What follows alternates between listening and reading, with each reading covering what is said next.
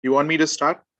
Ah, Welcome, everybody. Welcome to the seventh episode of the Discover Career Hub. I am honored to present to you our distinguished guest, Shadab Khan. He is currently the Vice President of the Student Government Association and is working at the Pacific Coast Chest. He is currently on his final trimester, taking up MS in Engineering Management. Without further ado, let me give the floor to our speaker tonight, Shadab Khan. Shadab, take it away. Thank you so much, Grace. Thank you so much, everyone. Kaushik, Savita, Paula, to be here. It's an absolute pleasure to actually, have this session before finally I'm getting graduated. So yeah, I'm so looking forward today, and I'm so excited to actually share some of the knowledge and some experiences what I have in my life. And let me try to actually present to you some of the experiences what I have in my professional career by myself, some of my hands-on experience, and also some of the industry standards, and a blend of both. We'll try to figure out today, yourself as well as me, that how we can network better, what is the art of networking, and yes, how to prepare ourselves well in this crazy market we call corporate, or to get the best possible opportunities. So, yes, this is the art of networking and interview preparation presentation. Of course, it's sponsored by ITU International Technological University. I'm the vice president of SGA, and my name is Shadab. I'll give you a quick introduction about myself. I've just created a quick slide about myself so that all of you can know what I've been doing in the past and what exactly I'm employed and what is my current status. So, yes, my name is Shadab Khan. I'm the VP of SGA, as rightly so Grace told you all. Uh, I, I I am from India originally. I was born in Bangalore. My current location is at the heart of Silicon Valley, which is San Jose, California. I have completed and have graduated last year with my MBA in Human Resources Management and Organizational Behavior from Cal State East Bay, the master's which I already have. And now I'm pursuing my second master's, which I'm almost going to get graduated in the next 15 days with a Master's of Science degree in Engineering Management. I've got more than 5 years of experience in human resources and operations. I'm employed full time as a human resources business intelligence analyst at Pacific Coast Jet. Basically, Pacific Coast Jet is a private aviation firm which is out there in Oakland International Airport. We provide charter services. All the 1% of the country, the HNIs, what we call the high net worth individuals, we provide them charter services. We also provide aircraft management services and aircraft brokerage and external aircraft detailing and maintenance services to a lot of different bigger charter firms. But the bulk of our revenue comes out of our charter operations. Quite a dynamic and robust industry. And while going through the slides and taking you through different anomalies and different I would say fundamentals, I'll try to share my own experience in context to the industry I am in, and most of you will be able to connect to it, because at the end of the day, all of us here in Silicon Valley and also in different states of US belong to a corporate sector where these industries are very dynamic, very robust. It's an era where things are changing very frequently, and in this ever frequent change in era, we just wanted to make sure that we stay at the top of our games, right? So first and foremost, let's start to divide the whole presentation into two different modules. First, let's try to concentrate on networking and then interview preparation, because these are two different fundamentals which we will try to um, tag along, and also which will try to just code it down really well to the simplistic levels, that what it is all about, how we can do it, how we can be effective and efficient in it, and what are some different ways the current market and industry trend shows are the ways to do it efficiently. So firstly, networking. When I say networking, I'm not talking about being a network engineer, which you can, and I'm talking about career networking. So simplistically, if I put forward in front of you a very uh, textbook old school definition of what the career networking is all about, is basically career networking which involves using personal, professional, academic, or familial contacts to assist with a job search, achieve career goals, get ahead in the industry, get into a field. That's exactly what career networking is all about. to search things around by using your contacts, what you have. Okay. So that's simply what career networking is all about. And most of the times you might have heard, most of you who live in the Silicon Valley and or the other parts and other economical sectors of US, be it New York or Seattle or Texas, that networking is the major chunk through which people get different exciting opportunities. They get ahead in their career, they get into the fields and industries and the companies they always dreamt of working in. So let's try to basically, solve the whole equation that what networking is all about and how it could be done effectively. So first and foremost, let me just give you a simplistic overview and also give you a heads up that I'm not a big fan of putting down a huge amount of jargon onto the slides and just try to read. Rather, what I want to make sure is that anybody or everybody who is watching this presentation, I've just got some images, visuals, and pictures, and we just try to connect dots and see that what it is all about and what it entails to and how we would do things in a way that it just gives us the best possible opportunity to network. And what are these different ways of networking? Because as the world is changing, the technology is changing, we just wanted to make sure, as I've said you earlier, we want to stay at the top of our games, right? So first and foremost, there is open-ended networking, which all of us do. Okay, it's not systematic, it's not categorical, it's not structured, it's just open-ended. What is an open-ended networking means is anytime or every time when you meet somebody, and then when I say when you meet somebody, I'm talking about uh, the people you meet on the bars or the people you meet while you are at the movie theaters, or when you go to watch games, or the people you meet when you talk while you're standing in a restaurant line, you when you meet friends, your acquaintances, and the people you meet while you're going for interviews, or you're going for conferences, or you're going for a social gathering, the people you meet on internet, and also the people you meet in your family, the cousins you not have met for a long period of time, and or everyone, all of these people, when you meet and when you talk about, what are your aims, what kind of jobs you're looking for, do they have some opportunity for you, do they have some knowledge for you, uh, can you get some assistance from them? This is all unplanned and unstructured. It's very open ended, so that's called open ended networking. And in my advice, I always tell people that, hey, this is something which should always happen no matter in what part of your professional career you are. So basically what I'm trying to tell you is that some of us might be actively looking for jobs. Some of us are just inquisitive or curious or being passively looking for jobs because they're partially happy. There are some pros about their jobs, there are some cons, so they might be looking for a better opportunity. And there are some of us who are satisfied with our job at this point of time. That situation can always change, but at this point of time we are happy with what we have.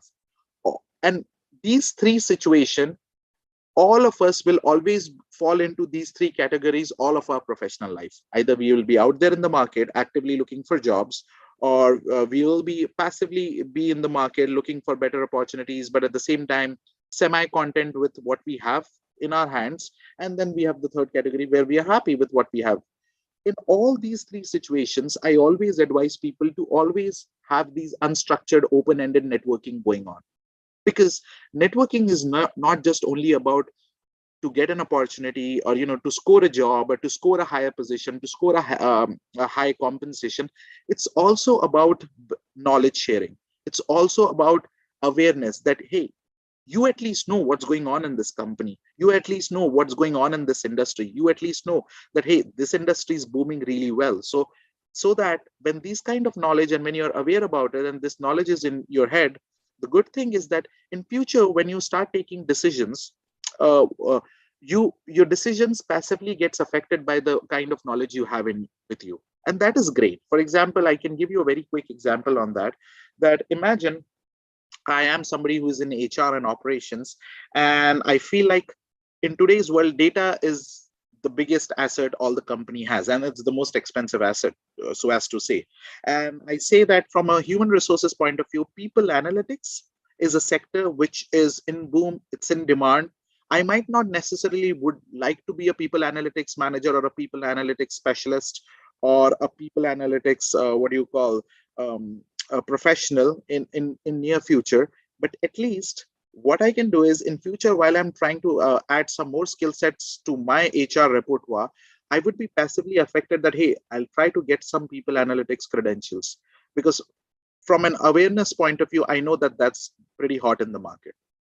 So open-ended networking might not necessarily present you an opportunity to get a better job, or simply get you a job or a higher position or a better compensation or an industry switch, but it gives you a lot of knowledge and awareness of what's going on around in the industry. That's very important. So this is the most classic old school way of networking, which has been done for ages. So this could be tracked back to as old as industrial revolution, where a lot of huge amount of worker class were working in different industries, and from the word of mouth, the awareness used to expand, and what do you call, the awareness used to just uh, the word the word is the awareness used to just get all around the villages and all the civilization and settlements, and basically people used to know that, hey, there are some new industries which have came up nearby, and they used to try their luck and try to get jobs, and that's how they started getting jobs, and the economy become much more structured. So this is how interesting it is that the unstructured open-ended networking, their trace marks could be tracked back to as old as the first industrial revolution. So that's great. Second one is, as if you see the image, it's a closed-ended communication, a close-ended networking. So what do you think? How does this happen? Now, I won't say that, if you physically imagine, I'm talking about a networking group or a conference where everything is closed in a room and everybody is networking to each other, which is not always physically possible. But when I say a close-ended networking, I'm talking about those communities or groups which you actually join and which all of us should be joining. It depends on what kind of industry you are. For example, I'm an active member of SHRM, which is the Student Society for Human Resources Management, and I was the president while I was pursuing my MBA in Cal State East Bay. So the close-ended networking is much more qualitatively superior as compared to the open-ended networking. Nothing against the open-ended networking, as I've said, that should always happen on the hindsight all the time, repetitively. Either you're happy with your job, you're passively content, or you're actively looking for something, but that should always happen. But close-ended networking is qualitatively much more superior. For example, if you're actively looking for a job or a job switch, or a higher position, or you have just took a break from your job, went and did a master's, and you want to come back into the industry with the newer standards of compensation. So with those kind of instances, close-ended networking gives you a lot of knowledge, a lot of ideas, a lot of resources, as well as a lot of help. Because first and foremost, these close-ended networking circles, they're structured. Secondly, their credentials are quite similar. For example, if I'm a human resource professional, I would like to actually be in professional groups where I've got a bunch of HR professionals who can realistically present me some opportunities in some big companies where I'm ambitious of. There are some operational professionals, and there are some people who have an overall knowledge about these industries. That, hey, you are an HR professional at this point of time, aviation is doing tremendously well. You should try your luck in aviation. Or you're an HR professional where you love the compliance and safety side of things. You should try in supply chain industry. Or you are an HR professional and you're really interested in the recruitment side of things, and guess what? Software industry always recruits left, right, and center. You can be a senior recruitment manager. So you should try your luck in the software industry. Let me try to switch the example and give you an example of a product manager. For example, you are a product manager and you are a part of multiple groups, and these close-ended networking groups. And you're trying to actually curiously explore what presents you the best opportunity. And you being a product manager, when there are a bunch of product managers and senior VP of engineering and product management, they can give you a good idea that, hey, automation industry is doing tremendously well, or security as an industry is doing tremendously well. There is ML ops space, there is space in Kubernetes, there's so much space in the cyber security stuff. So you can actually try your hands on these kind of companies. These are the industries, and since you've got a background in technology, that would be a good blend for you. So on and so forth. close-ended networking is very qualitatively superior, and it is always recommended for people who are actively looking for jobs or job switch or better positions, or even people who are passively looking for things, and at the same time they firmly believe that, hey, I need something better than what I'm doing now. I need a sense of personal satisfaction. Professionally, I'm much more ambitious than what I'm doing at this point of time. They should definitely go for this option. And at the same time, it enhances your knowledge a lot, because knowledge always gets, knowledge doubles up when you share your knowledge with somebody else. So any kind of brainstorming sessions with an individual who has gone through similar kind of paths, yet unique and different in some sense. For example, I'm an HR professional, an HR and operations professional. There could be somebody else who is an HR and operation professional. Our journeys could be similar in some patterns, but at the same time, our journeys will always be unique and different to each other, because all of us are different people, right? So getting to know other people and understanding, a lot of times I've solved my professional issues in my life just by listening to somebody else's experience. And that person need not or necessarily was telling me the whole experience with that point of view.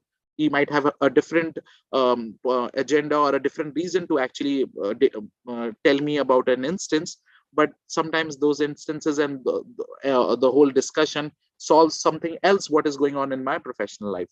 So those connections are very organic, and if you want to make those organic connections and make the puzzle piece stick and get solved, these are the close-ended networking sessions which you should really looking forward to. Now, this is something which is huge and it's extremely relevant in today's world, which is so globalized. I'm talking about an international networking platform.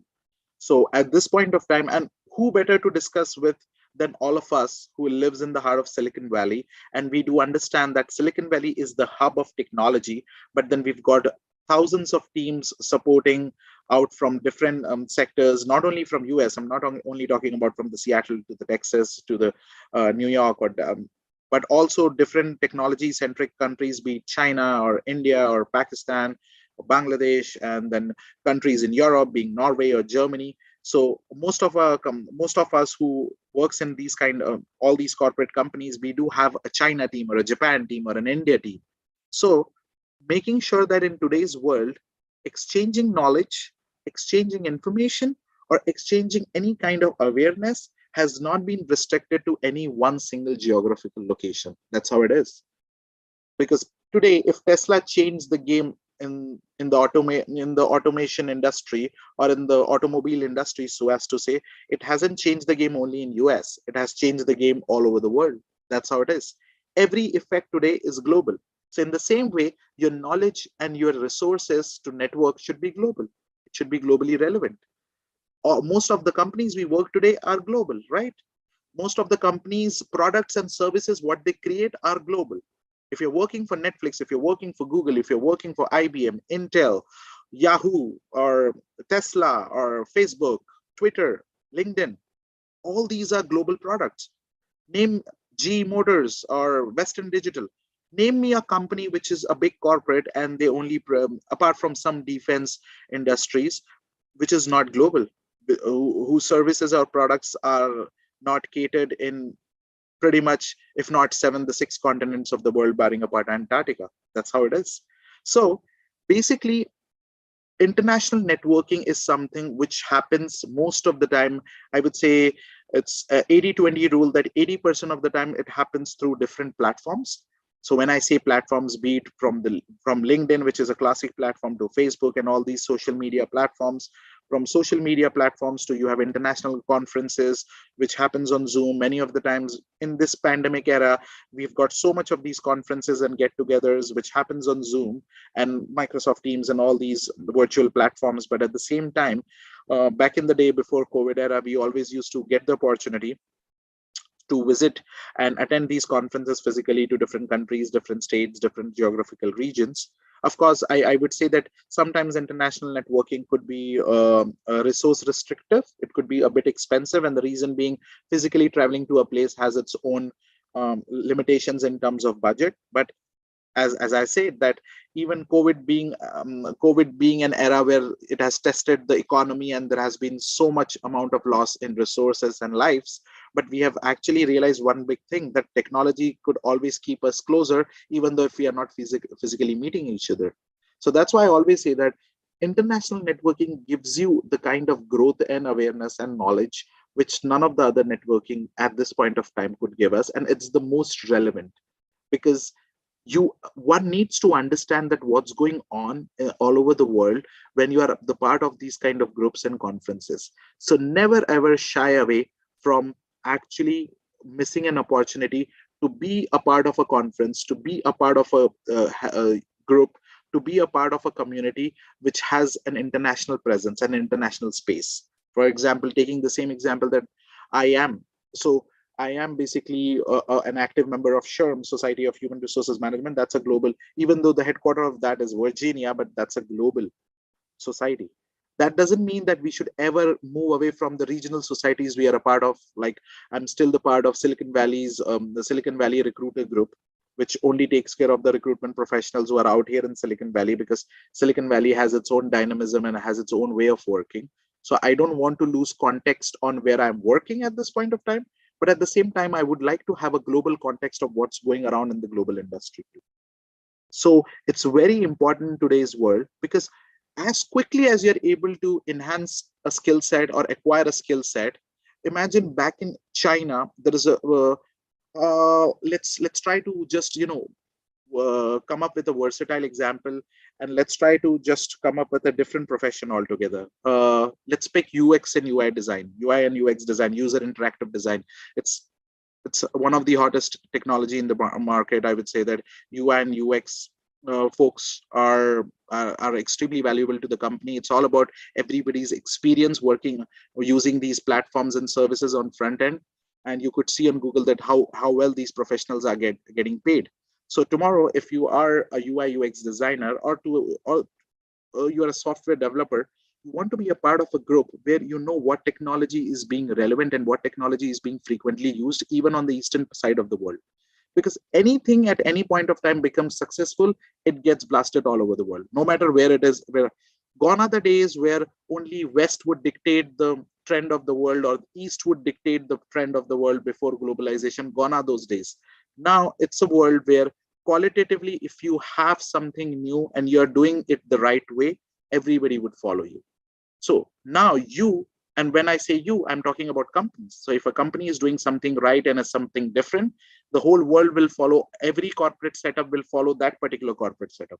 So you, from an employee's point of view, when you have good amount of awareness of how that company is doing well, and how differently that corporate sector is doing well, and how the employees are doing it in a different way with different skill set and different software languages or different platforms for UI UX design, when you have the awareness in real time and you are able to acquire the skill set, you are the most desirable person or the most desirable employee or the candidate for the other companies who are looking for those kind of similar quality candidates. That's how it is. So if in China there is a new platform for UI UX design, which is beautiful, which is very dynamic, it's real time, it's artificially intelligent, it has a systematic continuous integration, continuous deployment model, a CI/CD model, and it's extremely intelligent in itself. And you, as a UI UX designer, if you are aware of it, you are in a networking group where you've got UI UX designers from China. You're able to actually understand the platform they're talking about. You're able to make the strides and learn that platform.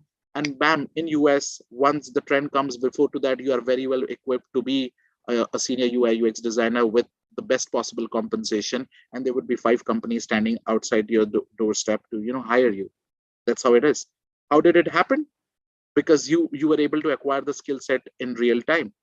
And after you, people will still follow the trend. People will still learn those skill sets, acquire those skill set, and have that in their CV and get the job. Eventually, they will also get the job. But who got to pick the best of the best? It's you, because you were the one who were able to do things real time. The world doesn't stop. The corporate world doesn't stop. If you are real time in terms of responding to the stimuli, you'll be the one who can reap the benefits all the time. And that's why having a global perspective is important in networking in today's world. And even to people like us who are in Silicon Valley, and we assume and we feel like, hey, we are the best in the best of business. and we might not need to give any kind of attention to what's going around in the outside world. That's a wrong norm, because there are so many things which happens differently, and there are so many things which Silicon Valley has brought from different setups and different economies and different corporate sectors, and one has to be very aware of what's going around. Okay, the next one is the combination. It's also a modern day networking. You could see some faces, and then you can also see some apps, and then you've got internet, Wi-Fi, cloud, and everything. So what I'm saying is, it's not necessary in today's era that networking could completely be human. So when I say networking, what is the first feeling comes into your mind in a very basic way? When I say networking, you feel like, oh, so we are talking about, basically, we talk about people, meeting different people, different perspectives, sharing their journeys, getting to know if there are any opportunities available in their industry or their company, or any opportunities available in their friends industry or somebody they know, so on and so forth. So it's a very human interaction. We always have the first feel that it's all about human interaction, which it is. I'm not challenging that.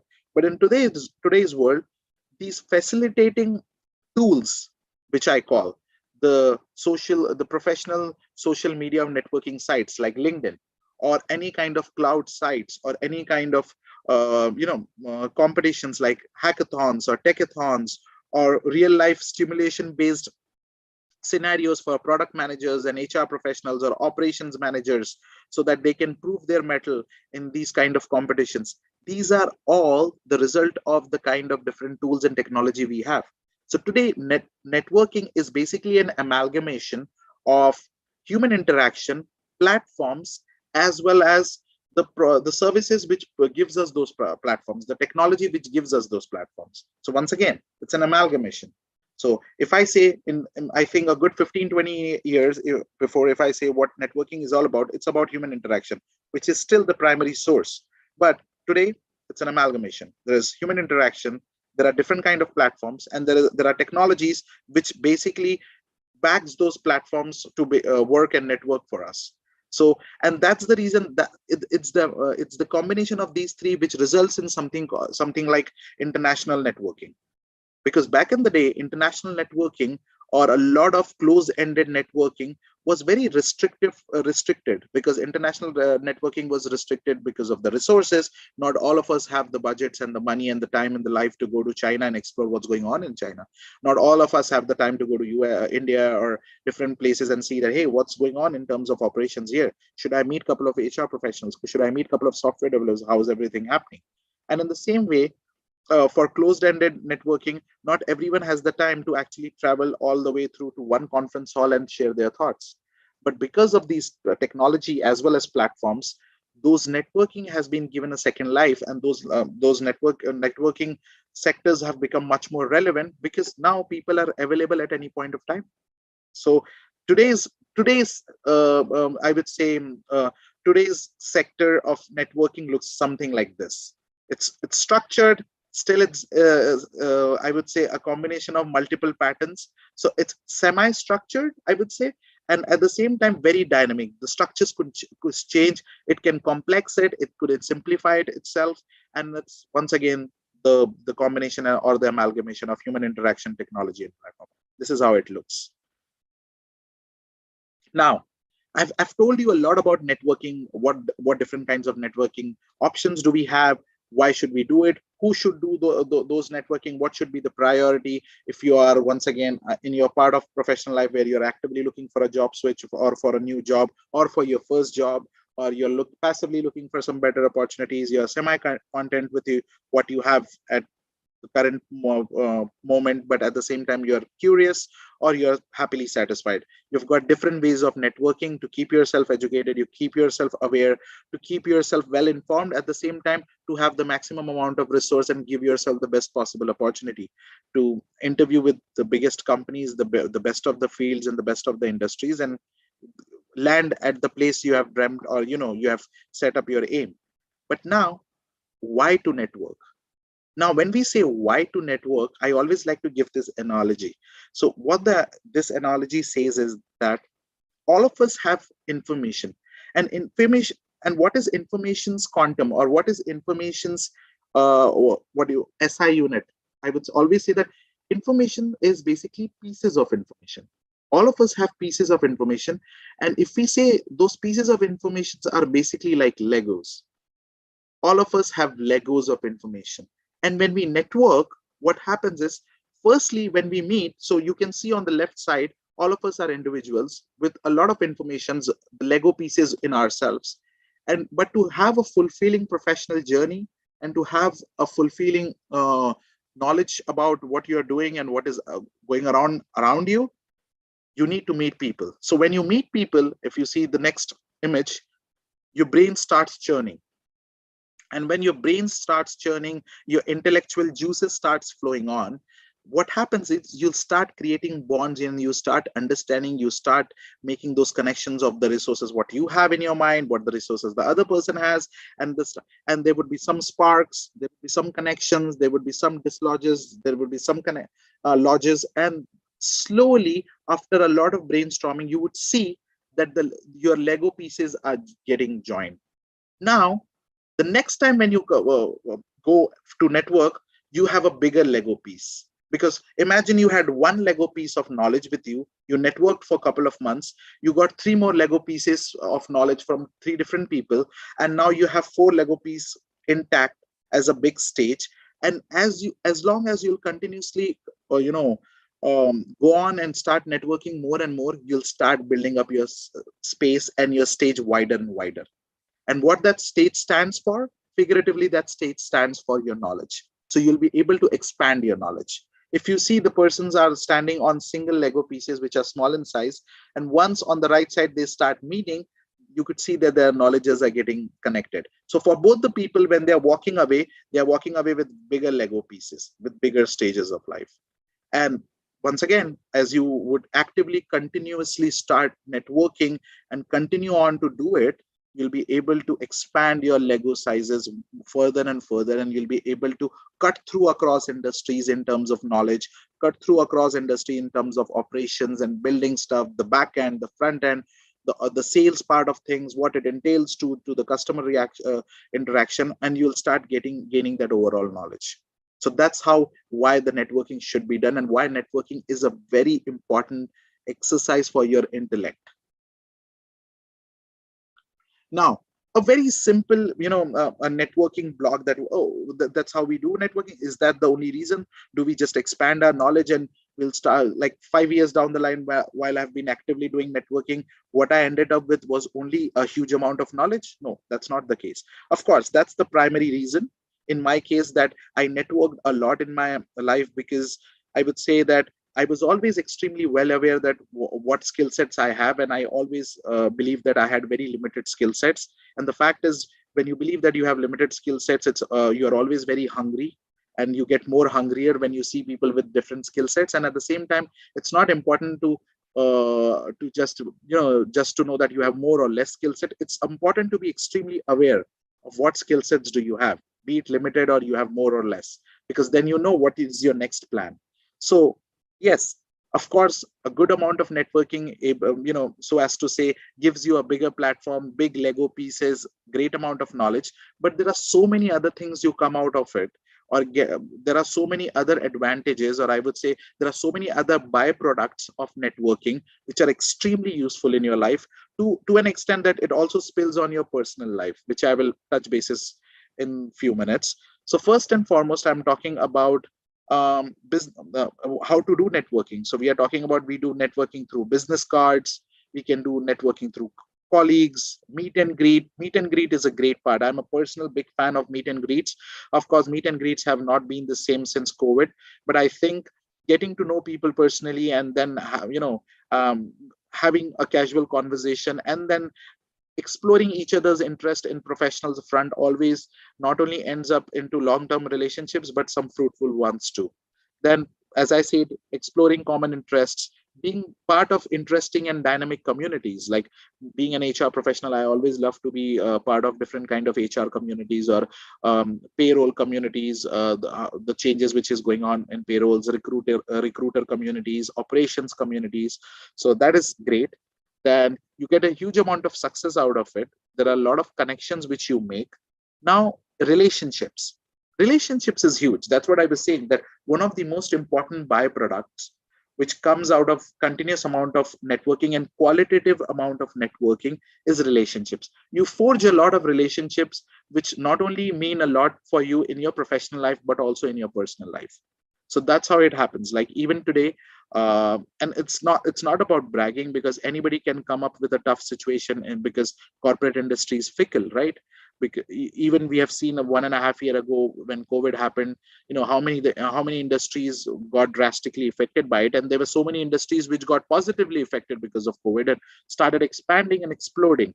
So industries are always very fickle, right?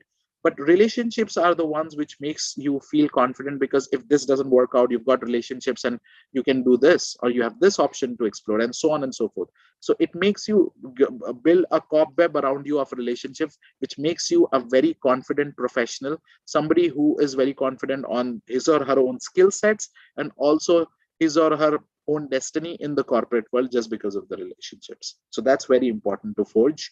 And never ever try to forcefully create relationships at short term. It requires time. Any professional relationship requires time, and that time is very it's worth it to spend, I would say, because that time has its own role to play in order to make it a long lasting fruitful relationship. I have that with my previous bosses. I have that with my current bosses and managers and the directors I have reported to, and also with the individuals who have reported to me. So that has always worked with. It's just that we need to give that time to for the plant to grow and be a strong tree in future. Then career opportunities, contact. So networking is all about that. So of course, one of the thing, apart from the fact that I always emphasis on the fact that everybody needs to be very well aware of what's going on in the industry. Everybody should be curious and inquisitive about what's happening, and at the same time, they should have good amount of knowledge. But primarily, networking is always done from a career point of view, right? Because you are either looking for your first job, you're looking for a job switch, an industry switch, you're trying to come back from a sabbatical, or you're just aggressively looking for a different industry switch altogether. You did a master's or you went for education in the same field or a different field. Now you're making a comeback into the work environment. So from a career point of view, networking is extremely important, but the byproducts is also the contacts, the relationships, and the colleagues, the meet and greets. And in general, I always tell people to enjoy the process. It's very important to enjoy it. A lot of people ask me that, hey, so how this works, and what should I do? I was like, don't get all worked up. Just take it as a part of your life. Enjoy it, because when you will enjoy it and you will feel it your own, don't try to be very pretentious, and don't try to just uh, project yourself as somebody who you are not. It will always be a very tough thing, and you'll always look at the watch and feel like, hey, I'm done with it, I cannot do this further than that. Just be very normal, natural, be very articulate and smooth while talking, and just show your earnest and your very uh, the very being and very honest urge for learning things, being better in life, uh, uh, achieving your goals, as well as making sure that you're able to enjoy your time. So when you do that with all due honesty, you feel like you enjoy it, and then you start exploring different options for it, and that's how I've always done it. Now, this is how it is. Here's you, and here's the job. Now, there is never a straightforward path, or so as to say, most of the times. There are times when you get a straightforward opportunity, or there are times when you get your first straightforward opportunity, like your uncle or your parent has a direct connection to an employer, and you got your first job, or you got your first break, or you might got your first managerial job, or so on and so forth. There will always be times when you get a straightforward uh, position what you want, but most of the times it's a very tintly tantly tale. And for the best thing and the most interesting part about these different curved paths is you get to learn a lot. Always enjoy this path. People take it people just take it from a very negative intention, that it's a very long path, it's a very complex path. No, this path makes helps you to grow your relationships. This path helps you to be more of self-aware. This path helps you to be more aware of what's going on in the industry. This path enhances your skill set. This path actually forces you to acquire more skill set, and at the end of the day, this path makes you a better confident individual being. So at the end of the day, when you land on the job, you feel like, oh, it has been a long journey, I've worked a lot, which is right, but you don't realize there are so many things which you actually acquired while going through that journey. So the journey itself is very fruitful. So never ever, everyone needs a job, everybody has bills to pay. I don't neglect that fact at all, especially here in Silicon Valley where things are so expensive. But at the same time, never ever feel that if some everybody's time cycles are different, never ever feel that, hey, my path is long, it's taking me a lot of time, am I wasting my time, why am I not getting a job real quick? Just remember all the time you're spending your completing your journey through that path to get to the job, it's worth it. And it teaches you a lot, and those skill sets and all the experiences which gets in you makes you the individual you are today, and it always enhances you as a person. 10 reasons why networking is essential for your career. Okay. Firstly, an avenue to exchange ideas. As I say, brainstorming, an avenue to exchange your ideas, be very creative. You won't believe it that a lot of entrepreneurs love, especially during the time when, entrepreneurship was not a very factual term. And they would always, these people who like to create stuff, and they were not termed as entrepreneurs, they were just the creators. They actually started going to a lot of these kind of networking groups, be it from Steve Jobs and Steve Wozniak's, who were actively part of a lot of communities here in Silicon Valley, just to bounce off their ideas and their perspective about technology, or their perspective about operations, or their perspective about a certain industry, or their perspective about a new service or a new product they imagine would create a disruption in the market. That's very important. So exchange of ideas, great. It makes you noticeable. It's important. We are in the market. I say this statement being very unapologetic and not demeaning us as human beings, but I say this: we are here in the market to sell ourselves, not to sell our soul or to literally sell ourselves, but we are here in the market to get the attention that, hey, I'm here doing good job. Do I have some good big companies pitching me a good job opportunity? You want to be noticeable, and that's human psychology. Everybody likes attention, positive attention, of course. Everybody likes to get noticed. So if you want to be noticeable, and if you want to get the accolades of what you're doing, it's important to be out there. I never ever actually look at some individual who is trying to present and be out there trying to tell people what they have done from a negative point of view, that, hey, they're just trying to show off here. Hey, why are they being so, reaching out to people? They should, because we want this as human beings. When we work super hard and we come up with an idea, or we come up with a product, or we come up with something new, or we have some skill sets to show, we would like to actually reach out to people and show it, because we want that accolades and notice, eyeballs, so as to say. So if you want to be noticeable, be out there in these kind of networking events. Avenue for newer opportunities, no challenge about it. You would be pleasantly surprised. And even today, not that I have got a tremendous amount of experience, I do consider I've got decent amount of experience. There's so much of a long journey ahead of me, but I get pleasantly surprised all the time when I go to these kind of networking events, and I'm like, oh, okay, that's new. That I never knew that. And then in my head, it goes to my subconscious mind, and then it gets into my conscious mind whenever I'm free, and I start Googling that. Oh, that gentleman was saying, or that lady was saying something about that industry, or something about that. I've never heard about it. Sounds fascinating. Let's explore. There's so much to gain. Like I belong to a country, India, where private aviation is something which I have not heard of a lot. It's not a country where the primary source of human transportation or commute is airways or airlines, to so as to say. It's the railway system in India. But when I came to this country, less than a year, I was presented with an opportunity to be an HR professional in a private aviation company where I had no clue about.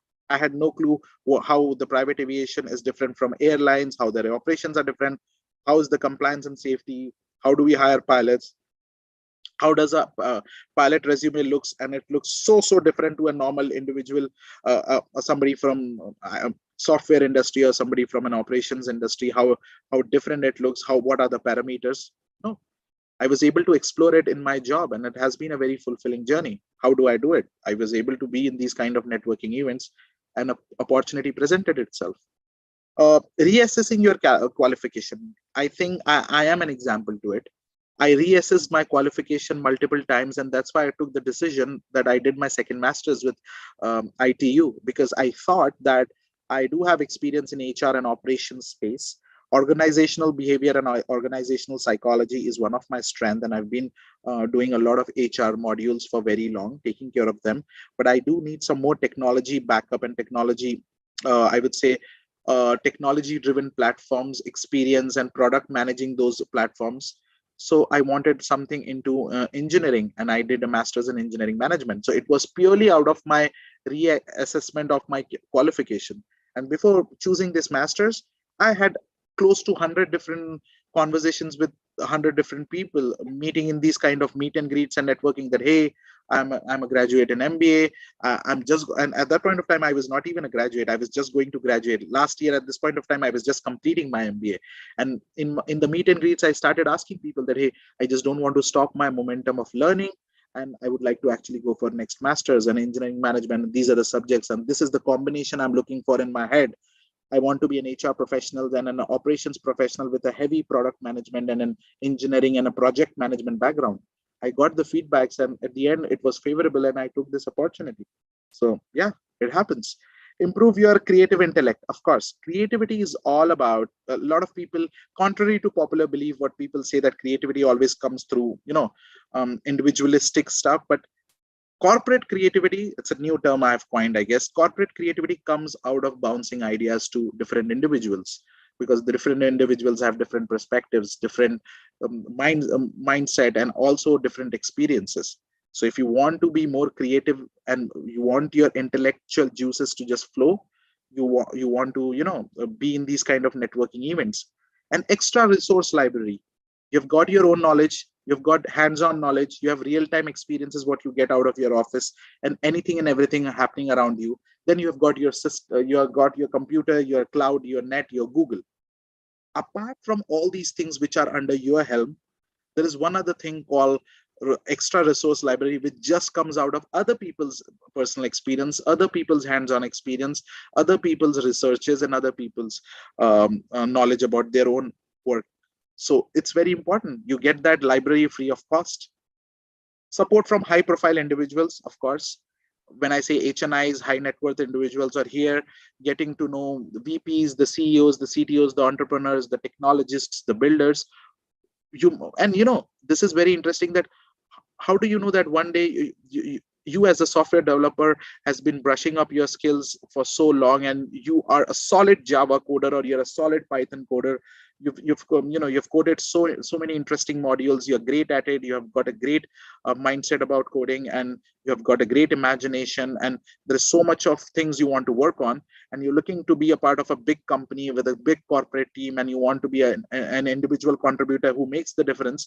And tomorrow in a networking event, you meet a technologist or a CTO or a CEO who is just who is just pitching up an idea, or just got the backing from a venture capitalist, and you're acquired by a startup, and you get a different experience altogether, and that success would be unparalleled to what you were thinking of. So it's very, very important to understand that these kind of individuals can stumble upon your life if you're out there in the market. That's very important. Being out there has always been my mojo. I've always advised people to be out there. When there is a gift which is going to fall, it's important to see, were you there in the periphery to catch that gift? And that's what networking helps you to understand. Support from high profile individuals. Then growth in status. So basically what it says is, it's a different term, but growth in status means your consistent status is of growth. You always grow. Every time you attend the session and come back, you grow. And that's what you want. Persistent growth, continuous growth. It gives you a fulfillment, a satisfaction. At the same time, it keeps you at the top of your game, and you're always very relevant in the market. You don't want to be redundant in today's market. There's always a next generation getting graduated from a bachelor's or a master's degree and ready to kick you off. So you just don't want to do that. Okay. Growth and self-confidence, no doubt about it. These networking events gives you the confidence to talk either individually to the group, or give a presentation, and it gives you all the confidence in life. It gives you the confidence to present on stage. It gives you a confidence to debate with somebody. It gives you a confidence to be a devil's advocate to a discussion and try to come up with points just to make sure that are we evaluating an idea, a product, or a service in the right way. And lastly, develop long lasting relationships. Believe me, these relationships have always been fruitful.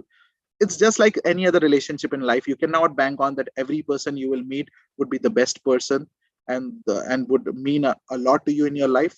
But just like any other field in life, even this whole exercise gives you at least some handful amount of relationships which actually lasts very long in your life. So that's great. Now these are the two couple slides in networking, and then I can quickly turn to interview preparation. I might be running late a good 10 minutes, but am I good to go, Kaushik, for next 10-15 minutes, if that's okay? Oh, I think Kaushik is. Hey, Go Grace. ahead. Yeah, Okay, go cool. ahead. I'm enjoying. I think everybody's enjoying your talk. It's very relevant to us. Go Thank you. ahead, please. Thank Okay. you.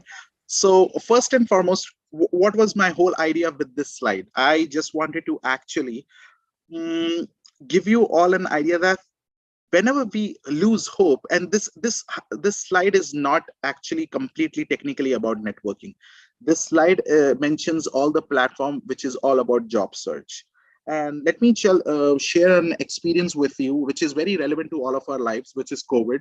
So as you know that 70 to 75, or so may I say 80% of the industries got drastically affected due to COVID. There were so many furloughs, and there was so many layoffs. I did a lot of documentation for a furloughed employees and layoffs in my company too. Not a nice feeling. And at the same time, there were so many industries and companies which had hiring freezes. Even the candidates who just went through their onboarding, they were actually their onboarding or their first days was pushed a good 6 months to a year.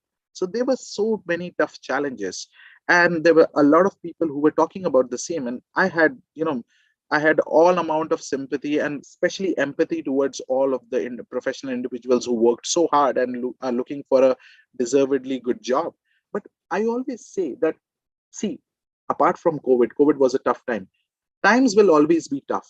And when I talk about, and especially from context of Silicon Valley or New York or in India, or in Bangalore or Shanghai or Tokyo or Dallas or Seattle, Toronto, I would say Norway, London, the, in Northern Ireland, where software is doing tremendously well. These places, when you have decided to be a part of such a big corporate sector, the competition is always going to be fierce. It's always going to be fierce. It's important that you don't make any conclusions very easily. I see that a lot in today's generation, to say, or sometimes a lot of people who say that, hey, I just tried a lot, but I'm just not getting a job. And then I can always pull up this slide or search on Google, and is like, okay, these are the platforms, which I'm not even guaranteeing you that these are the only platforms through which you can search for a job. But let's just say if these are the ones, can you just say that very sincerely you have drained all your time and all your resources putting up your resume and looking for different jobs on each of these platforms? And believe me, 99% of the times, people are like, yeah, a bit, not completely, haven't heard about that platform, haven't about this platform. So how could you easily conclude this and say that, hey, there are no jobs out there, or hey, I just tried? Trying your level best might not be enough most of the times.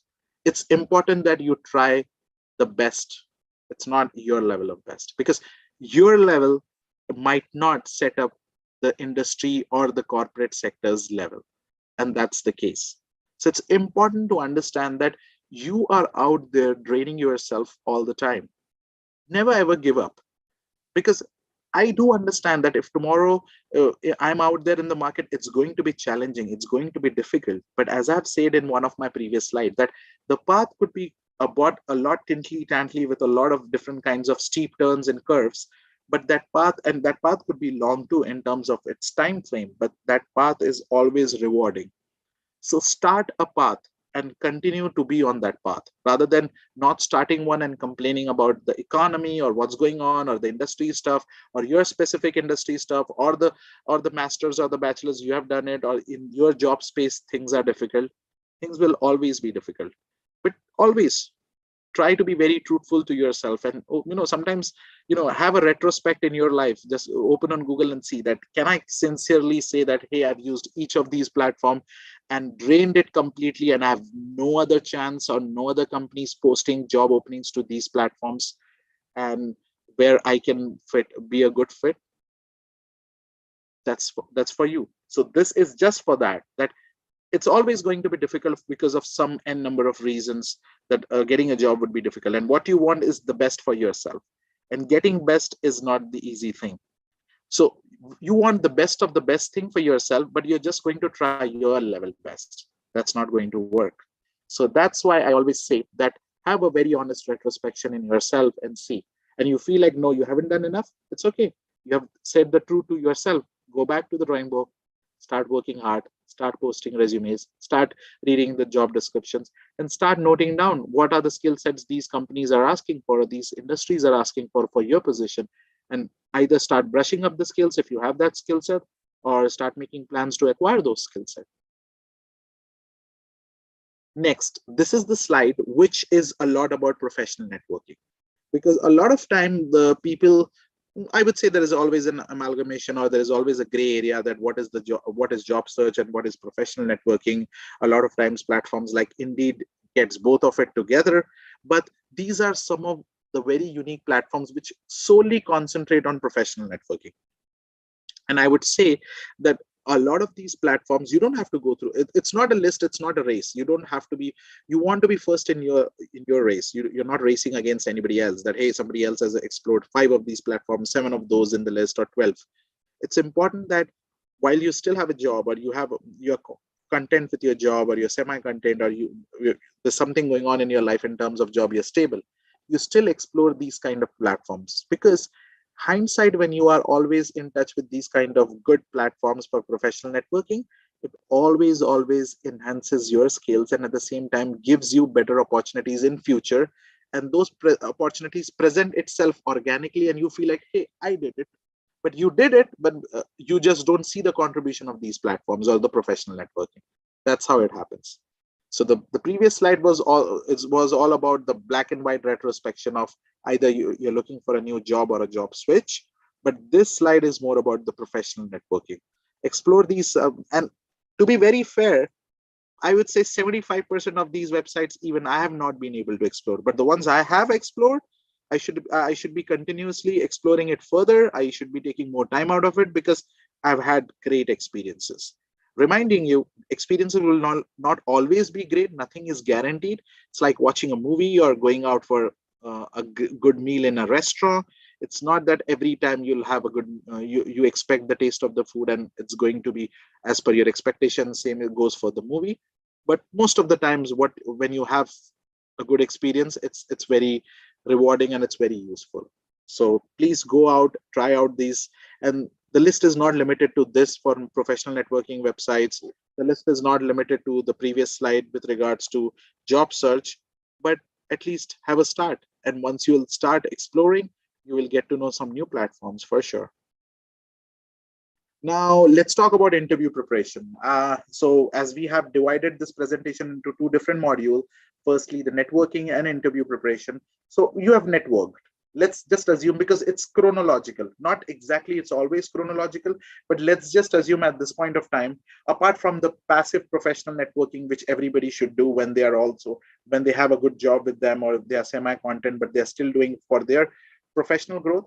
Imagine somebody's looking for a job switch, or for the first job, or coming out of sabbatical, or looking for an industry switch. They have done their networking from all different ways, created some great contacts, scored some interviews for themselves. Now let's go back to the drawing board with step 2, how to do your interview preparation. First and foremost, I'll take you through some really important preparation pointers.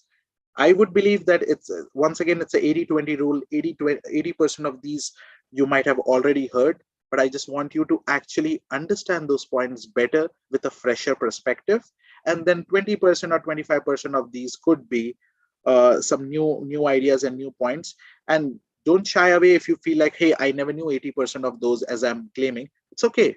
It's good to know. It's better for you. You'll be more excited about the content which is there on the slide, and you'll be able to actually explore this with more zeal or more energy or more enthusiasm. So yeah, the first one is research the industry and the company. It is very important. I've always, and I've been, in the whole presentation, you can hear me over and over again to say that being very, being curious and inquisitive is very important. You should always be aware about the industry, because you as a professional should always respect your intellect and knowledge, and should always respect the employer by understanding what their industry does. Not having a good idea about the industry to which to the company you're interviewing for is to an extent disrespectful, because you're going to be a part of it. And at the end of the day, I would say this: I'm not that skill sets are not important. They are. Any kind of technical skill set which is required for a job is one of the primary requirements. But in today's world, learning and development, L&D in in companies is so good, and all of our basic skill sets have become so strong that acquiring the peripheral skill set to be a fit in the company is not the only point. What big companies look for is personalities and people with values.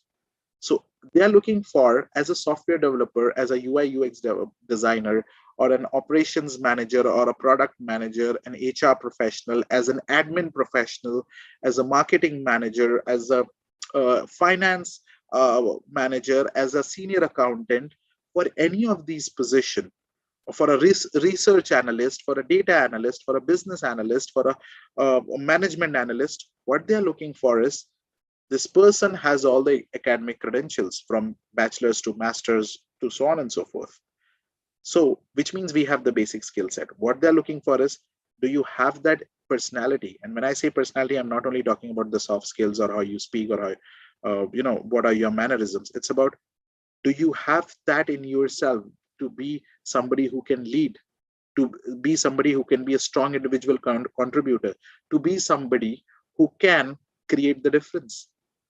Would you tell me, or would you feel like Google, if I take an example of a Google or a Tesla, that wow, they have the best developers, that's all they have? In case of their software teams, they just have the best software engineers in the world? No, they could be better software engineers working for a different company. And if that was the only sign that they just wanted to have the best of the best, even though yes, they have the best of the quality, they have their own ways of interviewing and getting individuals. Or else, why we as HRs would have worked? It could have been a very robotic and a very automatic process, where the codes are given, the code outputs are the inputs of all the individuals who are interviewing for that position, they are taken in, and on the basis of that, the decision would be made that, hey, you're the best coder out of the 5, you'll be a Google developer. It doesn't happen that way. Of course, the technical skill sets and your skills are always checked, that how good you are. But at the end of the day, it's very important to also see, apart from your skills, that what you are as an individual, how curious you are, how knowledgeable you are. Every company wants people to be self-aware. Every company wants employees to be aware of what's going around in the world, because industry can change, world can change, Facebook can change to Meta at any point of time. But Facebook is banking on the human resource they have, that be it Facebook or Meta, they are going to do tremendously well. That's the confidence they have. And with people, with individuals, these companies create brand. And to create a brand, they want to hire these individuals. So always remember, for any kind of interview, firstly, understand the industry, then understand what the company does within that industry. You're interviewing for Walmart as a senior software engineer, you're interviewing for Tesla as a UI UX designer, you're interviewing for IBM as a marketing manager, you're interviewing for Oracle as a senior finance manager. It doesn't matter that you are a finance person or a software developer or an admin person or a UI UX designer. All of us are blank slates. I'm an HR professional. I can run my HR modules in any of the company, but I have to paint my knowledge with the industry I am in. As an HR professional, I can always make transition from aviation to software. I came from software to aviation, aviation to an event management company, to a tourism industry, to something into healthcare, which I'm very interested in, so on and so forth. All of us have our skill set, and all of us are building blocks. Now we have to paint ourselves with the color of the industry and the company you're interviewing for. So you have to understand, like if you're once again going back to the same example, I'll pick the first one. You're interviewing as a software developer. You're a solid coder in Java and Python. That's great, and brush up your skills for the interview. I'm not challenging that, but apart from that, you should know what's going on in the e-commerce sector, what the e-commerce industry is doing, what Walmart is doing within the e-commerce industry, what are the strong competitors of Walmart, what are some of the differentiators in terms of Walmart's technology and Walmart's products. So what kind of lead management systems Walmart use, what are the strong recommender systems Walmart incorporates within the e-commerce platform it has, what are some of the strong competitors, as I have said. So on and so forth. Be very well aware of the company and the industry because you have to show that you are interested, and you should be interested when you are, because you're going to spend 1/3 of your day or more than that every day. So don't you want to see your work is getting affected on a bigger spectrum? At what level? Or do you just want to be an individual who contribute and do things, and you just don't care that where it goes and what kind of change it creates? You should understand the change of change. I mean the chain of change. It's important. Clarify your selling points and reasons you want the job. Once again, as I always say, I'm very unapologetic about the fact that when you're there in the interview, you're trying to sell you as a personality, trying to sell yourself as an asset. So you should be very well aware of what are your selling points. So it's very important, because it's a lot of people say that, hey, other individuals know what I'm made up of, but do you know what you are made up of? As I've said, it's not only important to know that you have some skill sets, it's also important to understand what are the limitations you have. So as I have always said this, that when I've performed well, decently well in interviews, or the kind of targets I've set up in my career and got into the places I want to be, I've always said that I'm somebody who has very limited skill set. I always try to acquire skill set in my free time, or in my understanding, or with my pace of learning. But I'm somebody who has always been extremely self-aware of my limitations with the skill set and how to work around it when given me a task, given me an opportunity. So that's very important. That's what a smart individual is all about. So should always know what your selling points are, and anticipate the interviewer's concerns and reservation. It's very connected to this of the previous point. When you know what your selling points are, then you always know what your limitations are. Then from an interviewer's perspective, you know what the reservations or concerns could be. That, hey, your master's is in this, but we are looking for this job. Hey, you have a sabbatical, you don't have an experience working in automation industry, this is the first time you're trying your hands on, you've been hopping jobs in past. It could be anything, and you might have a great reason to it, but just be well aware and self-aware, and be well prepared for that. And always be very well prepared, be very smooth and articulate, and put up your perspective. What has happened, you cannot change it. When I say that you have to prepare and understand what the concerns and reservations could be, you cannot just change the fact what has. If you have hopped on jobs, you have hopped. If you have never worked for automation industry, and you're interviewing for an company which is in automation industry, that's the fact. You haven't worked. But figure out an answer, make a point, make a valid point, basically make arguments to prove that, hey, you could do a job well beyond other people can do, and you can be the best of the best in the contributions which are asked for in this job description for which you're interviewing. So that's very important. Prepare for common interview questions. That's a very generic point, but a lot of people still commit the mistake of not preparing those interviews. You should know how to actually introduce yourself, and a lot of times people say that, hey, I haven't prepared it, but I'm confident while speaking. I have no issues with my soft skills, I have no issues articulating about myself. I do understand, but then there are other parameters one needs to take into consideration in an interview. An interview is not an unending conversation. It's not an informal conversation where you can sit for 3 hours and just talk as much as you want. You might be very confident with your language, your communication skills, your soft skills. You might be very confident as an individual to present yourself, but you might not have managed your time well with that. That has happened with me in the past. I'm not saying that I'm a good communicator or I'm somebody who has a hold over languages, and perhaps I should have a hold on multiple languages being an HR professional where I'm working on. But there have been times where I've struggled with time frame, because time management is important. If they have told you to give yourself an introduction, like tell me something about yourself, you would like to blend in your professional experience, you as an individual, what are your core values you believe in, what are the fun parts in your personality, what you do professionally, what are you proud of personally, what are your preferences in life, what are your hobbies, everything in one systematic answer which just lasts for 3 to 4 minutes. The same thing could be said in 20, 25 minutes to your personal friend, but that's not a professional good answer for an interview. The interviewer will lose interest. And many of the interviewer makes the decision in the first 5, 10 minutes that, hey, this individual doesn't have a sense of time. And that doesn't work in corporate world, be it any job. I don't want to take any example of any job that it doesn't work in that job or that job. It could be more important for some jobs and profiles and less important for some. But sense of time, if the the interviewer feels like you don't have a sense of time, it gets really hard for you to actually get selected in that particular interview. Perhaps practice, practice, and practice. Always make sure practice is never enough. I'm not saying that when I say practice, have a very structured pattern which makes you feel bored, and to an extent that you start losing interest in interviews because you have done so much of practice. No, practice means brush up your skills in different ways, in fresher perspectives. Always try to brush up your skills in different ways, which keeps you motivated. At the same time, it keeps you excited that, hey, let me practice it in a different way. Let me try to practice some telephonic interviews. Let me try to practice HR screen calls on phone. Let me try to practice some interviews on Zoom. Let me try to practice some interviews in person.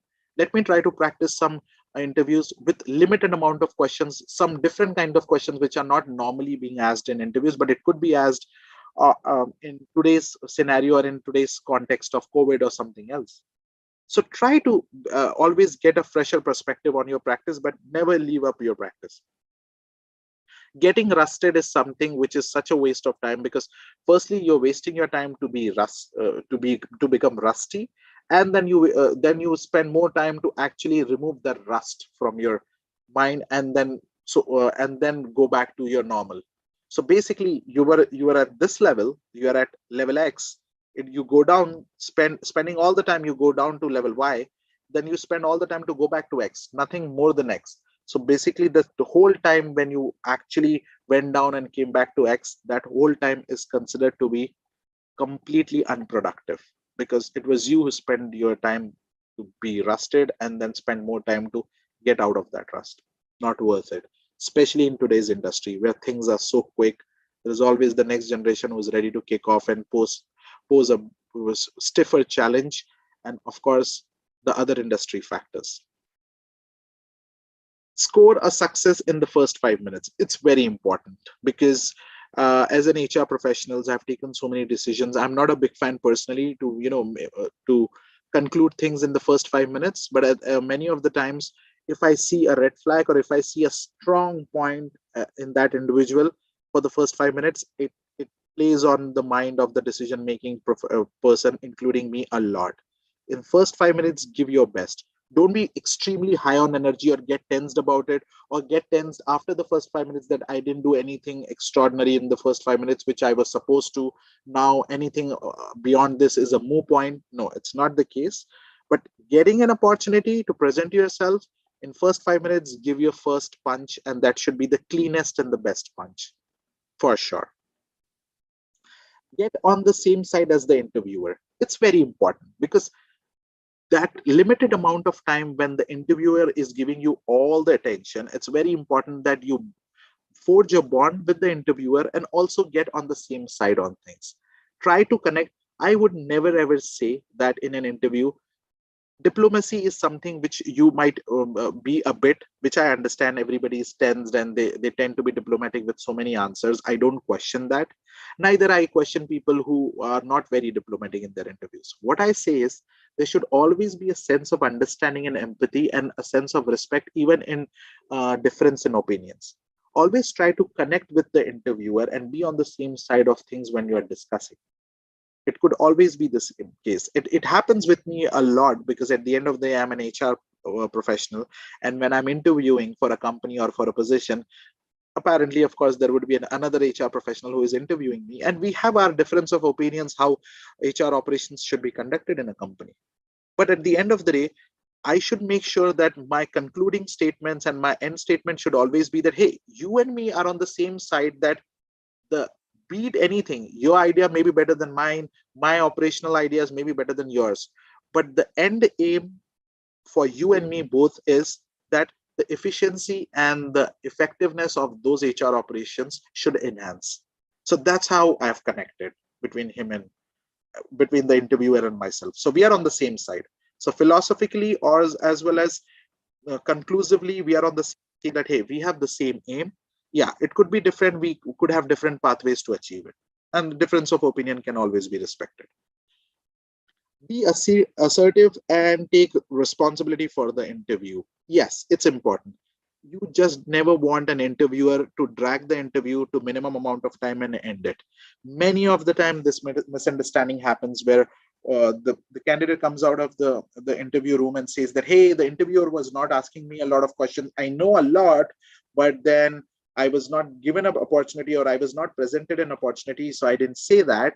And the interviewer on his or her side says that, oh, that was a very boring interview. The candidate was just not showing any assertion, was not showing any kind of enthusiasm, and the interview was just not going anywhere. It was getting cornered with awkward silences all the time.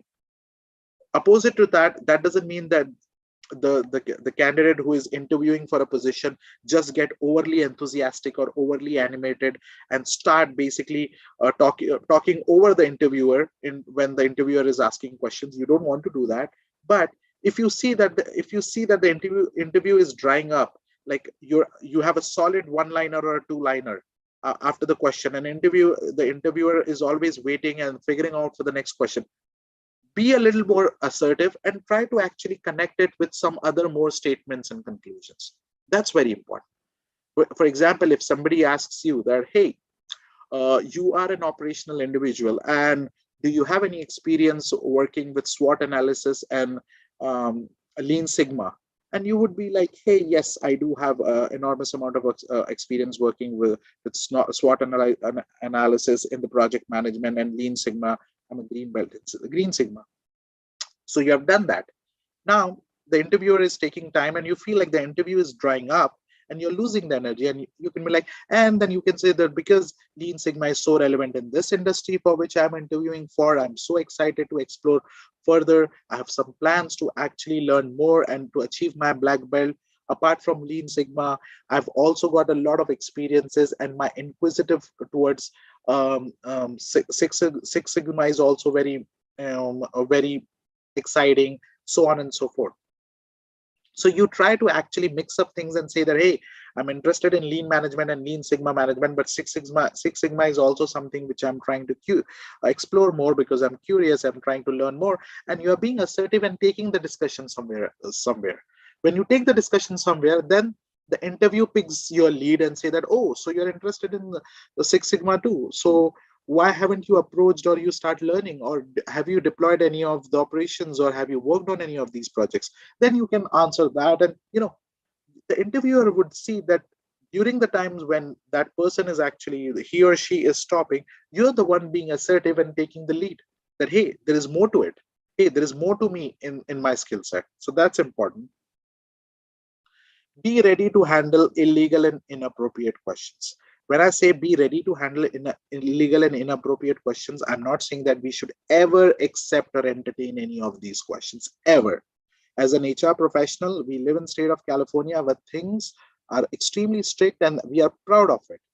So that's why I feel really, really proud that at any point of time, we should never, ever entertain illegal or inappropriate questions, but at the same time, if you don't want to answer it, just be very stable, don't act very animated, and just avoid the question, or be very assertive and strong that, hey, that's not a question I would just like to ask. And that's how it is. That's not a question I would like to answer. That's not the things I would like to discuss further. And that is something personal, or that is something inappropriate. And you can move on with your energy and the next question. So that's extremely, extremely important.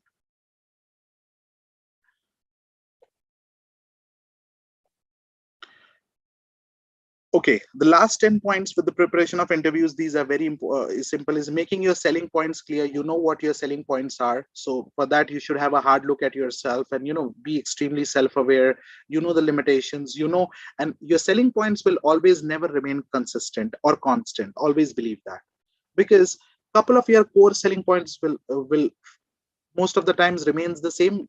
Rest of your selling points could always change in context and in connection to what kind of an industry and what kind of a company or what kind of a position you are actually interviewing for.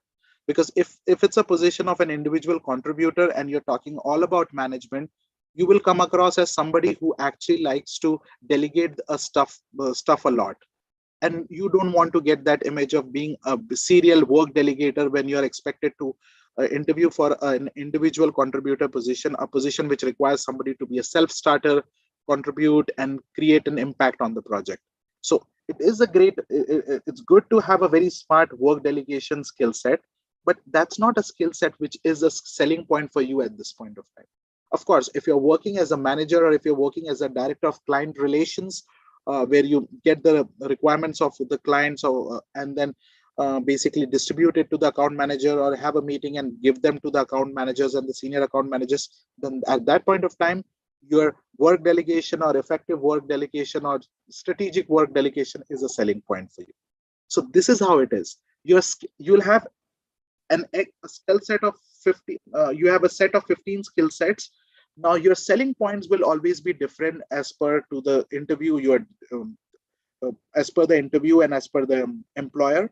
So every time you will go back to your bucket, choose 5 of the selling points, present it to the interview, and go back to another interview, empty your bucket of the selling points, and then go back and reevaluate all your skill sets, choose or pick or choose or 5 different more points or different points altogether, and make it your selling point for the next interview.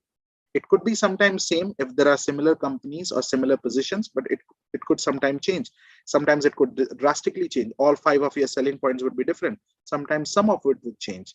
So there are permutations and combinations you will always try to work on. Think positive, be always very positive and assertive in interviews. Don't end up things on negative note. Just be positive, as the next point says, close on a positive note. Always thank them and always be like, hey, it has been an absolute pleasure. I had a great time talking to you and exploring further about this opportunity. I'm extremely excited. It's been a pleasure to know about the company further from you, and so looking forward for a positive update. So be very happy, be very excited. At the end of the day, a lot of people have a very long face and they're very tense. Not that they're not happy interviewing for such a great company or such a great position. They're just tensed and thinking all the time that what would if they don't make it to this company, or what would if they don't make it to this interview. So always be happy, that think positive, that hey, if it happens, it's going to be great. I always want to be in this company, or I always wanted to actually be that individual who takes care of XYZ opportunity and have that position. So be very positive. Your demeanor should always be positive. Bring a copy of your resume to every interview. That's one of the most simplistic statement. And at this point of time, I just don't want to spend any time. All of us know that. Don't worry about sounding canned.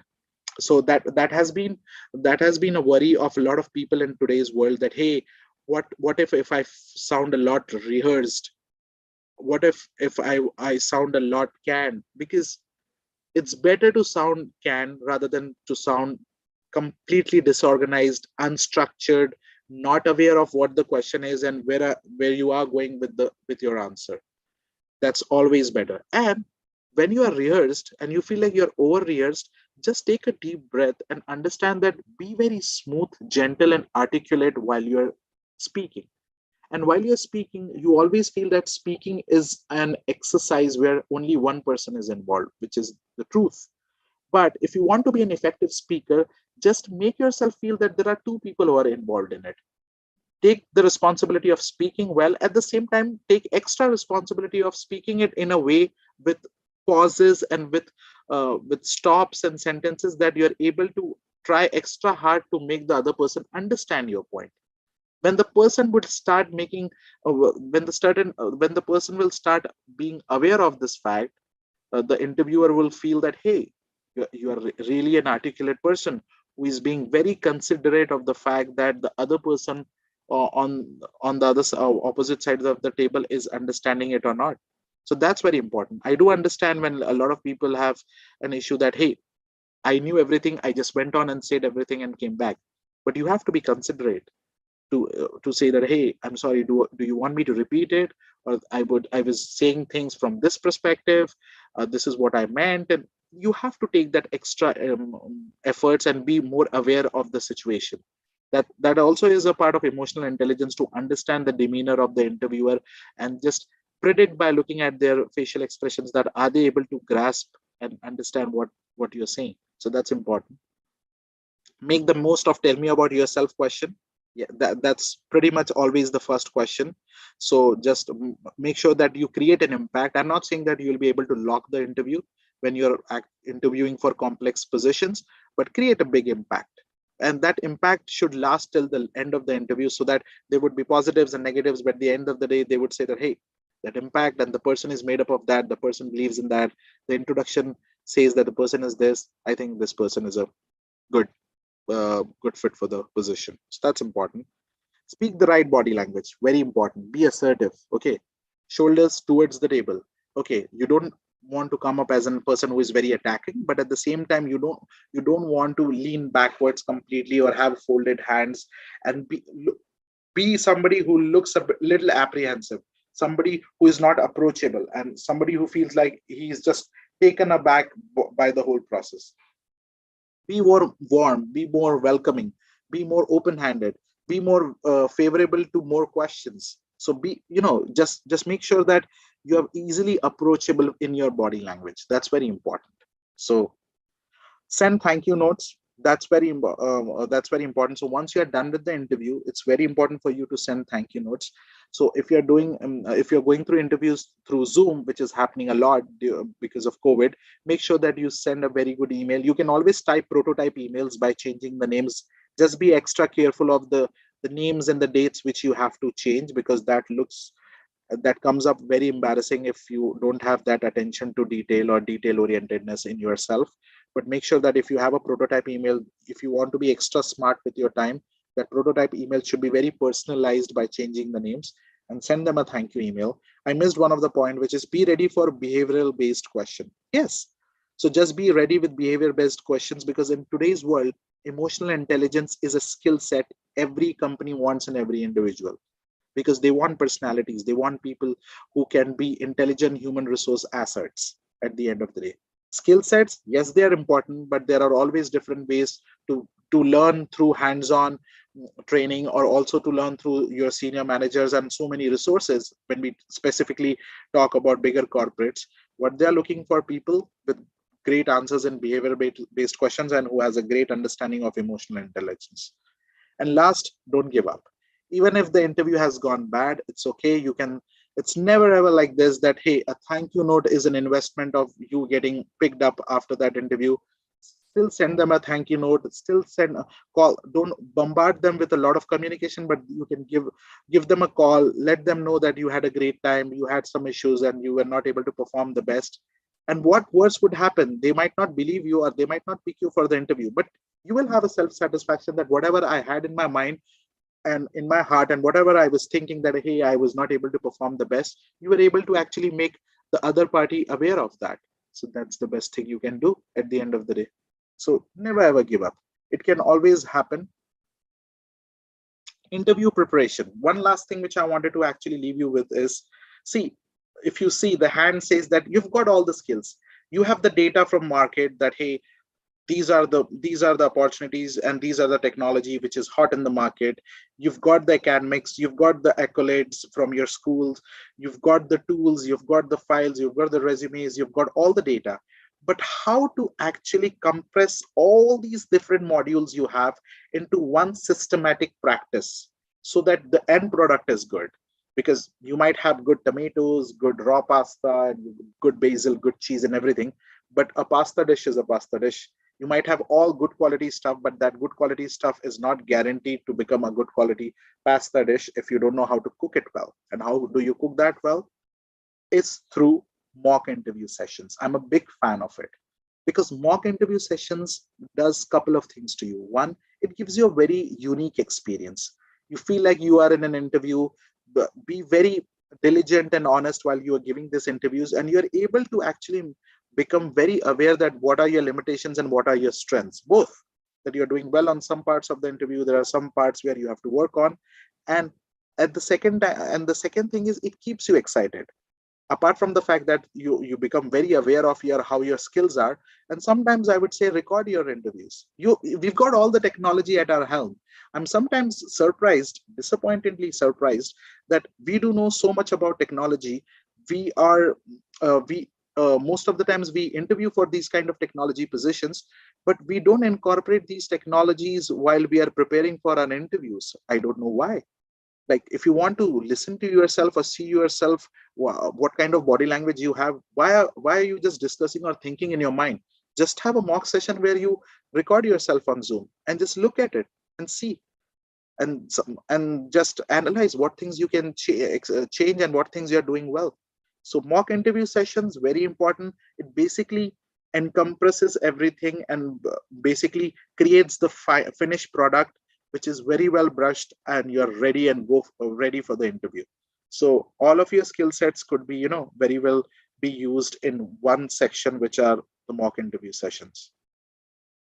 And at the end of the day, one thing which I always would like to say is, and that's why I've been taking so much of time to tell you, that be curious, be inquisitive, have all the passive networking, open-ended networking sessions going on with you, even if you are really happy with your job, or if you are decently happy with your job, because you never know when the right opportunity will present yourself. Always be ready. Like today, I'm happy with my job.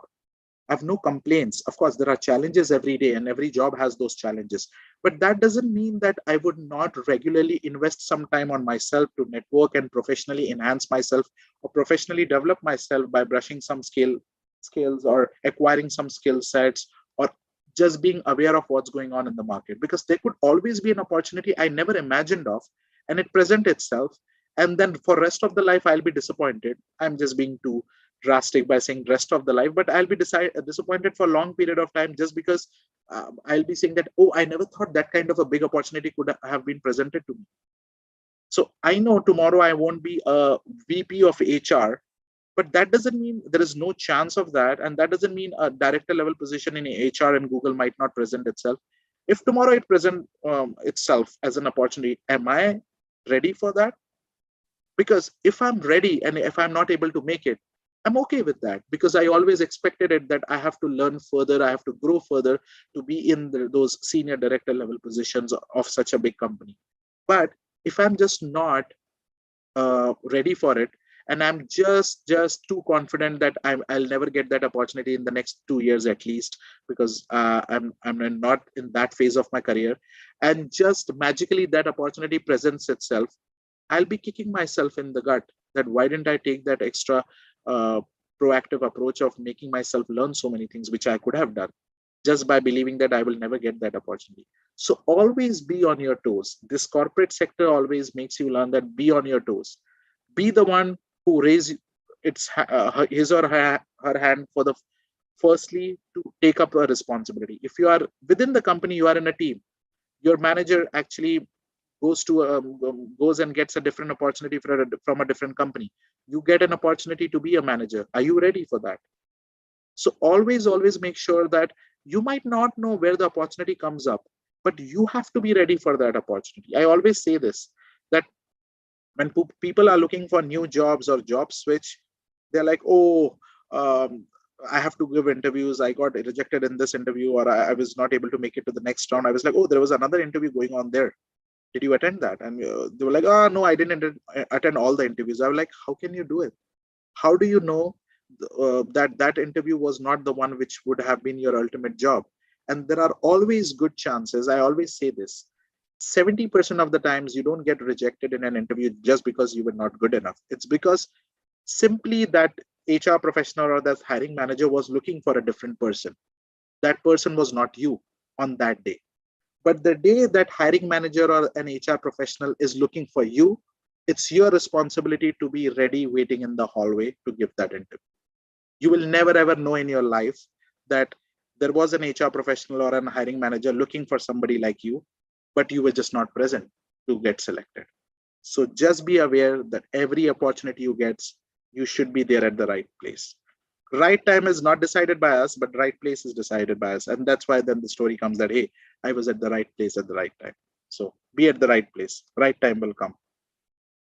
Lastly, being inquisitive is a result of curiosity. Be very curious and inquisitive what's going on. I've always been that way in my life.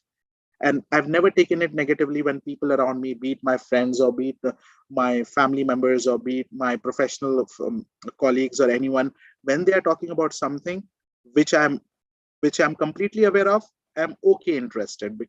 When they are talking about something where I'm semi-aware of, I'm more interested. But the time they are talking about something I'm not at all aware of, I am extremely, extremely interested to listen to the conversation, make my points, ask them maximum amount of questions, and go back at home and do my own due diligence that what is all this all about. That is very important. So be inquisitive.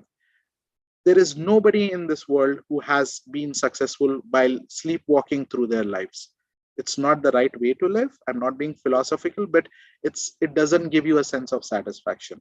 Be always inquisitive, be always curious. It'll give you a sense of satisfaction, and you'll be able to actually enjoy each step in the process. And then the final destination where you are there, you will definitely enjoy, because that's the last fruit. So any questions or comments, if you have, you can ask me now, or else I've got my ITU email ID, and you people, when you listen to this presentation, you can just directly email me with your questions, and I'll be more than happy to, answer your questions, queries, inquisitiveness, comments, or feedback. Thank you so, so much for your time. And it's been an absolute pleasure. I just had a great time sharing all my knowledge. Thank you. Thank you very much, Shadab, for that very wonderful presentation about networking and interview preparation skills. And I think a lot of the people who's been listening to you has gained a lot of insights. From my part, I've taken some notes about your presentations because it is really helpful. So now I can just open it up for questions before we end this Discover Career Hub series. So you can put your questions in the chat, or you can unmute yourself so Shadab can readily answer your questions. Sure. Yes. And if you want, I can put down my email ID here in the chat box too, which is there in the presentation. And, just feel free to reach out to me at any point of time. You can listen to the presentation once again, and at any point of time, or anything apart from this for networking or interview preparation, any specific question with regards to your career, yes, we can always discuss. So yeah, let me know about it. Thank you, everyone. Shadab, quick question. Would you be able to upload this presentation somewhere and then make it available for us? Definitely. Sure. So I do have your email ID, Leela, the ITU email ID, so I can definitely send this presentation to you. And also, if you want me to share it to a different platform, if we do have an SGA email ID or somewhere else, I'm more than happy to share this presentation. We could have it maybe uploaded to Google Drive, and anybody with an ITU email that can access. I think we can have that kind of a setting, and then we can just post it on the WhatsApp groups. Yeah, I could do that. Yeah, anybody who's missed out on the presentation, they can just take a quick look at it. Yeah, this is gonna be uploaded into the ITU's official Silicon Valley YouTube channel. So we have no, this not the video. I meant only the slide deck, Grace. Oh, the slide deck. Okay, yeah.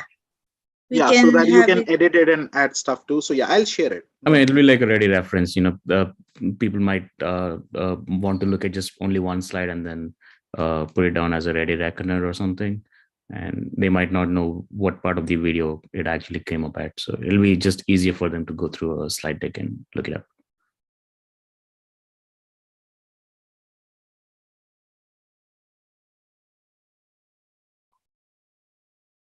Yeah, I think we can probably share it later. Shadab will send it over to us and we can definitely share it to everyone who wants it. Yeah. Right.